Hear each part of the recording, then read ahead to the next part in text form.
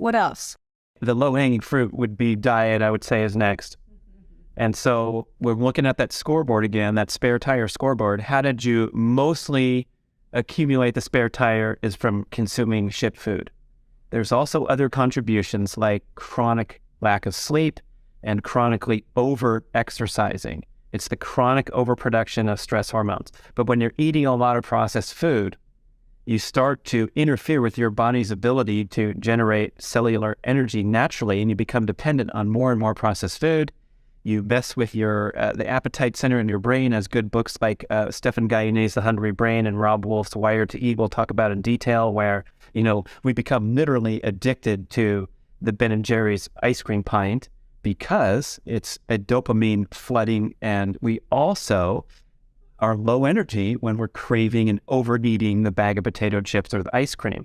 So why are you low energy at 4 o'clock in the afternoon or 9 o'clock at night, not taking care of yourself, not sleeping enough, not eating enough nutritious food to give you the energy that your body needs, and then not exercising enough or exercising too much? Like in my story, I was exhausted every afternoon. I needed a nap. It's not a great thing to say this guy needs to go down for 2 hours every day.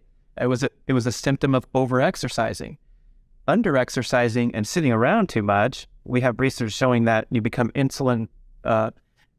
slightly less glucose tolerant and more insulin resistant after sitting for 20 minutes. You start to mess with your metabolism after 20 minutes of stillness.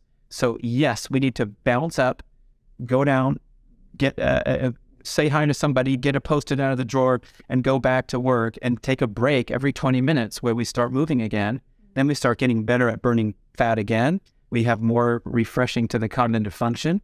Taking those downtimes out in the courtyard and having the brain neurons calm for a little bit. Doesn't have to be a fancy meditation session with the app. It's just sitting back and turning things down and then going back into all these peak performance activities that we're going for. So with diet, of course, we've had a whole show talking extensively about this and that and all the controversy and confusion. So I'm getting really good at backing off, letting people have their wars and their controversial high impact statements. But really what it comes down to is if you can go home and clean up your act, you will make these incredible leaps and bounds with your health, and almost nothing will compare besides if you're really sleeping poorly and you can start getting good sleep. But if you could just eliminate processed foods, you'll be so far down the road to health optimization. And I think that's where we can all agree, where your next guest might be the greatest whole food plant-based advocate, and it's, don't eat the meat or the eggs, those will clog up your arteries. And then the next week you'll have the carnivore expert saying, just eat meat and eggs, don't eat anything else. But what everything has in common that's a successful nutritional intervention is getting rid of the processed foods. And I put them into these 3 categories. So it's like the big 3 would be refined sugars, grains, and industrial seed oils. The seed oils being number 1 for sure, because they are known to have an instant disturbance in your healthy metabolism.